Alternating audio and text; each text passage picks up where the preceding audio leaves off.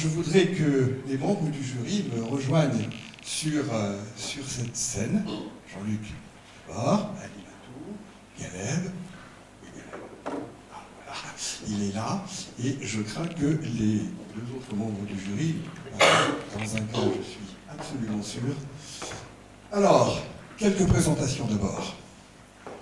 Jean-Luc Berthier a été le président du jury du prix de l'innovation pédagogique. Jean-Luc Berthier, alors je vais la faire en version courte, c'est un ancien proviseur de lycée, c'est un spécialiste des sciences cognitives de l'éducation, un vrai spécialiste des sciences cognitives de l'éducation. Il anime à apprendre et réussir un atelier depuis quelques mois sur le thème de la différenciation pédagogique. Et il anime par ailleurs de nombreux travaux qui le conduisent à faire en particulier un très grand nombre de conférences en France et à l'étranger. Ali Matou Besson, qui est à ses côtés, vous êtes professeur de français, vous êtes très engagé, mais vraiment très engagé, dans les approches pédagogiques nouvelles, et vous nous avez apporté à la fois votre regard et votre compétence au sein de ce jury. Et puis, Galeb Benchek, je vais le faire aussi en version courte. Galeb Benchek est docteur en sciences, mais il est aussi philosophe. Galeb est quelqu'un qui a écrit un certain nombre d'ouvrages, quelqu'un que vous voyez de temps en temps sur les plateaux de télévision ou que vous entendez sur les ondes de la radio, et qui est le directeur du lycée ingénieur Robert Keller, le lycée du foyer de Cachan. Puis dans ce jury, il y avait deux autres membres du jury, Guillaume Coulet, qui est principal de collège, au collège de Villeneuve-le-Roi, donc pas très loin d'ici, et puis Pierre Sabin, alors, qui est malade. Pierre Sabin est le fondateur d'une société qui s'appelle Abeille Multimédia, et il a la particularité d'avoir été le lauréat du prix de l'innovation pédagogique 2015, et j'avais souhaité l'intégrer au jury dans une espèce de logique de passation de relais. Je remercie très fortement les membres du jury. Jean-Luc, quelques mots sur les critères sur lesquels...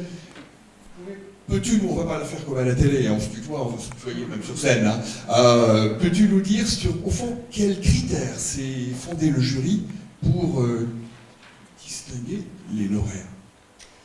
Merci, merci, et puis merci à Françoise de m'avoir confié la présidence du jury de ce deuxième prix d'innovation pédagogique. Alors évidemment, il y a de nombreux critères qui nous ont permis à chacun de nous exprimer nos priorités personnelles. Mais les trois axes sur lesquels on a réfléchi, c'était tout d'abord le côté innovateur, avec tout ce que Marcel Lebrun a souligné sur ce caractère de nouveau par rapport à l'expérimentation, mais aussi qui va s'estomper parce que ça va se banaliser et c'est bien. Le deuxième critère, c'était un critère de transférabilité. Nous ne souhaitions pas décerner le prix à une initiative pertinente, certes, originale, mais qui ne pourrait s'appliquer que dans un domaine très restreint. Nous avons souhaité que ça soit applicable sur d'autres publics, d'autres modalités de pédagogie, et nous avons pensé particulièrement aux publics qui sont en difficulté scolaire. Et le troisième critère, c'est que nous souhaitions que ce projet, ça soit déjà sur des tests et une certaine phase de pré-opérationnalité. Voilà, c'est les trois critères essentiels qui ont guidé mon choix. Et puis, j'ajoute que le jury a aussi pris en compte le vote du public. Le vote du public, il est intervenu, et il est intervenu massivement. Nous avons eu 3976 votes pendant la quinzaine où les projets étaient en ligne. Ali Matou, ça a été facile ou pas facile de distinguer les lauréats? Très difficile, puisque nous avons été confrontés à des dossiers très riches, très pertinents, et donc ça a été vraiment difficile. j'en témoigne, je ne faisais pas partie du jury, je ne m'étais pas mis dans le jury, mais j'ai assisté à la délibération du jury, et je témoigne qu'elle a été très longue, qu'elle a duré plusieurs heures. Yaleb, tu reviendras l'année prochaine? Oui, je suis pris dans ce jeu, au sens ludique du terme, mais aussi pour dire que ça nous a pris du temps, sous la maestria de Jean-Luc, ta présence aussi, Ali Matou avec son intelligence, votre serviteur avec quelques avis, et qui dit choisir d'y renoncer, et nous avons renoncé comme un crève-cœur, parce qu'il y avait de très beaux projets qui répondaient à ces critères drastiques, les 3 points, le triptyque, mais ils peuvent concourir par la suite. Merci. Bien, maintenant, le suspense a quand même assez duré, je pense. Jean-Luc, peut-être tu nous rappelles les nominés, puisqu'on a premier temps le jury a présélectionné et a distingué 7 nominés. Je vous les rappelle brièvement. Oui, merci. Alors, ce que je voulais peut-être dire très rapidement, c'est que effectivement, nous avons eu 27 dossiers qui étaient tous bons, très bons, excellents, ce qui démontre quand même que sur le terrain de l'enseignement de la formation, il y a une incroyable richesse en termes de personnes qui cherchent à comprendre comment la pédagogie se fait, qui cherchent à explorer des voies, des pistes, à mettre en place des modalités, des outils, pour les rendre toujours plus performants. Donc ça nous a vraiment étonnés, dans des voies originales, voilà, et souvent très abouties. Alors, si on en a choisi 7 au dernier tour, c'est pas parce que les autres n'étaient pas auteurs, c'est parce que ces 7-là réunissaient au mieux les critères que nous citions tout à l'heure. Alors, parmi les 7, et il n'y a pas d'ordre hiérarchique, c'est pour vous donner un petit peu l'idée des dossiers qui ont été présentés. Il y en a un qui s'appelait Océana, qui portait sur l'optimisation des capacités d'écoute et d'apprentissage par les neurosciences appliquées. Alors ça paraît peut-être un peu savant, en fait c'est un groupe de spécialistes en neurosciences, qui sont tous jeunes, doctorants pour la plupart, qui appartient à une organisation qui s'appelle la Fresco, et ils s'associent ensemble dans un groupe qui s'appelle Cogni Junior. En général, ils sortent du COP Master de Normal Sup, donc ils sont très solides en termes de neurosciences de l'apprentissage. Le deuxième s'appelle, alors dans les 7, il y aura les nominés. Bien sûr. Une autre initiative s'appelle les petits mandarins, qui est une méthode d'apprentissage du chinois pour les enfants et pour tous les enfants, contrairement à l'option qui est souvent choisie de confier l'enseignement du chinois à des enfants qui sont plutôt déjà assez avancés et bien formatés par le système. Un troisième projet s'appelait le Kodichi. C'est un jeu d'introduction intuitive à la programmation par le son et la musique, qui était présenté par Johanna de Bugy, j'ai toujours du mal à prononcer son nom, et de la société Tralalaire. La société Tralalaire est très à l'avant-garde sur la production d'activités pédagogiques à caractère ludique pour développer des compétences chez les enfants. Un autre projet s'appelait Perform, c'est un outil d'aide à la mise en place de pédagogie innovante, qui est présenté par Maën Juganaïklou. Voilà. Un autre projet, c'est un projet de classe inversée grâce au logiciel auteur VTS Editor, qui était porté par la société Serious Factory, voilà, présenté par M. Gada. Un autre projet s'appelait Bouge ta classe, et il était porté par un principal de collège que l'on qualifie de collège connecté, c'est-à-dire qu'il a réussi à mettre en route presque la totalité de son établissement, à la fois bien sûr en termes technologiques, mais d'organisation de l'espace, et surtout dans une stratégie de formation, de mobilisation et d'accompagnement des enseignants pour faire évoluer, s'approprier, faire évoluer ces techniques. Alors ça peut paraître banal, mais il a été tout à fait exemplaire, et il y avait le projet Scolavi, qui est un projet visant à apprendre les compétences du bien-être et de la résilience à l'école, portée par Laure Reynaud, qui est donc animatrice de cette petite société qu'elle a créée, qui s'appelle Scolavi. Voilà. C'est les 7. Merci, ce sont les 7. Merci Ali Matou, merci Yaleb. Jean-Luc, je te garde. Et pour remettre les prix, je vais demander de nouveau à Marcel Lebrun de me rejoindre. je vais demander à Madame Nicole Fontaine de me rejoindre également, et Françoise, si tu veux bien venir également. Nous allons tous ensemble remettre et d'abord ouvrir les enveloppes. Bien, je vais ouvrir l'enveloppe. Genre un moment de suspense, n'est-ce pas?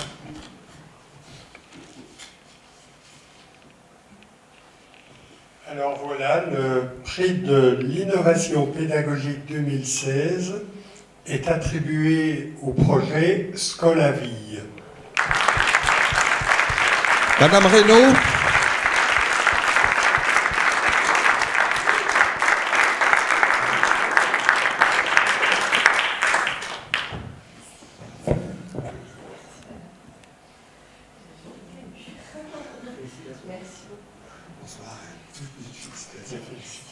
J'ai grand plaisir à vous remettre ce trophée symbolique. En quelques mots peut-être sur votre projet pour l'expliciter un peu. Oui. Tout d'abord, je suis obligée de dire merci. Je savoure grandement ce moment parce que ce prix va nous faire du bien. C'est vrai que c'est un peu une reconnaissance de la voie qu'on est en train de prendre et c'est surtout un encouragement à continuer. Parce que parfois c'est difficile de faire bouger les lignes. C'est difficile, alors que pour nous, c'est un peu du bon sens de dire que l'apprentissage des compétences académiques, c'est important, et encore une fois, pas dans n'importe quelle condition, et qu'il est tout aussi important de parler des compétences de vie, des compétences dites psychosociales. Apprendre la motivation, la confiance en soi, identifier ses talents pour les activer, apprendre à exprimer ses émotions, les gérer, développer les émotions positives aussi dans l'apprentissage. Développer plein d'autres choses, l'empathie, la gratitude, la gentillesse, le respect, l'éducation à la paix, voilà. Un beau projet. En plus, c'est du bon sens, mais aujourd'hui on se nourrit beaucoup de ce que nous apportent les sciences, et notamment les neurosciences aussi, et nous on se nourrit beaucoup des apports de la psychologie positive. Donc aujourd'hui, Scolavie, c'est plein de choses, mais ce serait développer les compétences de vie pour la vie, c'est être heureux à l'école, avoir envie d'y venir, avoir envie d'y rester, pour grandir. Et on ne cesse de grandir, et ça commence à l'école. Voilà. Merci encore une fois, bravo. Alors, j'ai grand plaisir à vous remettre le chèque. Madame Fontaine, si vous voulez dire, on va faire une photo, venez un peu resserrons-nous un peu, voilà, pour la photo, Françoise. Oui, Françoise. Ah, voilà. Voilà, on va faire la photo. Très bien. Et comme je ne suis pas certain que votre banquier accepte ce chèque, je vais vous en remettre un beaucoup plus petit, mais celui-ci, le banquier l'acceptera. Merci beaucoup. Bravo.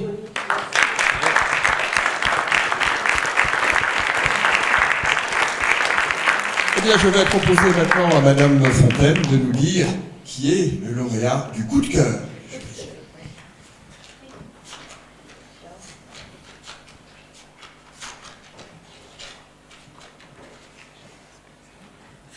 Alors, le prix coup de cœur 2016 est attribué au Petit Mandarin. Les petits mandarins, Madame Herrera.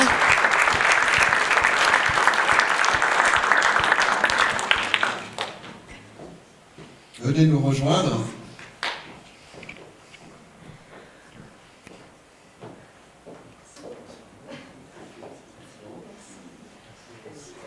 Bonsoir. Bravo. Bonsoir. Alors la famille va s'agrandir, je pense. Quelques mots peut-être avant que je vous remette le chèque, quelques mots sur le projet. Le projet est né de mon expérience de professeur des écoles spécialisées dans l'enseignement du chinois. Et à la base, il a été mis en place en classe parce que j'avais beaucoup de mal avec ce côté élitiste où on me laissait les bons élèves et on me disait de ne pas... que ces élèves-là n'avaient pas le droit d'apprendre le chinois parce qu'ils étaient pas bons à l'école. Donc ça m'a beaucoup gênée dans ma pratique et j'ai essayé de trouver quelque chose pour les motiver. On a mis en place un jeu dans ma classe et fort de ce succès-là, j'ai voulu le diffuser plus largement parce que c'est quelque chose qui me pesait depuis le début où j'ai commencé à enseigner le chinois. Voilà. Merci. Et dit comme cela, on ne s'en aperçoit pas évidemment forcément, mais la question, le critère de la transposabilité, de la transférabilité, je ne sais pas lequel est français et quel est un épouvantable, effectivement a été important parce qu'il est réel dans ce projet. Il faut savoir que les enfants qui commencent le chinois en CE1 dans les sections internationales sont recrutés sur concours. Voilà, c'est important à dire. Absolument. Alors, voici votre chèque. Vous êtes deux, ça va, c'est effectivement très très bien. Rapprochons-nous un peu, Françoise, Jean-Luc, rapprochons-nous pour la photo.